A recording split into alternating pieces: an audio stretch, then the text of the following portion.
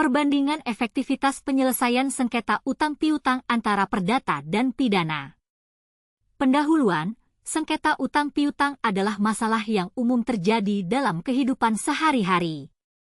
Ketika dua pihak terlibat dalam transaksi keuangan, terkadang terjadi ketidaksepakatan mengenai pembayaran utang yang timbul. Dalam hal ini, ada dua jalur yang dapat ditempuh untuk menyelesaikan sengketa tersebut, yaitu melalui jalur perdata dan pidana. Artikel ini akan membahas perbandingan efektivitas dari kedua jalur tersebut dalam menyelesaikan sengketa utang piutang. Pendekatan perdata, penyelesaian sengketa utang piutang melalui jalur perdata adalah pendekatan yang paling umum digunakan. Dalam hal ini, pihak yang merasa dirugikan dapat mengajukan gugatan kepada pihak yang berutang melalui pengadilan negeri. Prosedur peradilan perdata memungkinkan pihak yang merasa dirugikan untuk mengajukan tuntutan dan meminta ganti rugi sesuai dengan jumlah utang yang belum dibayar.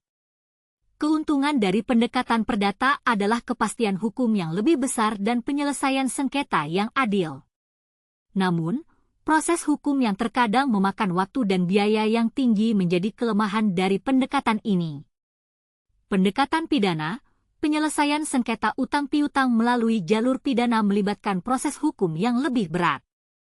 Pihak yang merasa dirugikan dapat melaporkan pihak yang berutang kepada kepolisian, yang kemudian akan melakukan penyelidikan dan menuntut pihak yang berutang di pengadilan pidana. Keuntungan dari pendekatan pidana adalah efek jera yang lebih besar bagi pihak yang berutang, karena dapat berpotensi menerima hukuman penjara atau denda yang lebih berat. Namun, proses hukum pidana biasanya memakan waktu lebih lama dan membutuhkan bukti yang kuat untuk memenangkan kasus. Perbandingan efektivitas. Dalam membandingkan efektivitas penyelesaian sengketa utang piutang antara perdata dan pidana, terdapat beberapa faktor yang perlu dipertimbangkan. Pertama, pendekatan perdata memberikan kepastian hukum yang lebih besar, karena proses peradilan lebih transparan dan terdokumentasi dengan baik. Pihak yang merasa dirugikan dapat memperoleh ganti rugi yang lebih pasti dan sesuai dengan jumlah utang yang belum dibayar.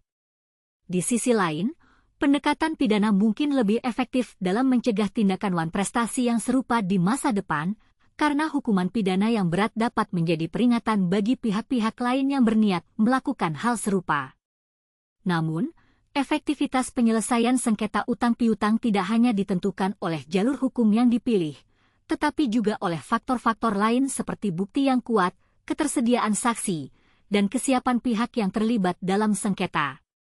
Oleh karena itu, penting bagi pihak-pihak yang terlibat dalam sengketa utang piutang untuk mempertimbangkan dengan matang jalur hukum yang akan mereka tempuh. Kesimpulan, dalam menyelesaikan sengketa utang piutang, baik pendekatan perdata maupun pidana memiliki kelebihan dan kekurangan masing-masing. Pendekatan perdata memberikan kepastian hukum yang lebih besar, sementara pendekatan pidana dapat memberikan efek jera yang lebih kuat. Namun, efektivitas penyelesaian sengketa utang piutang tidak hanya bergantung pada jalur hukum yang dipilih, tetapi juga faktor-faktor lain yang mempengaruhi proses peradilan.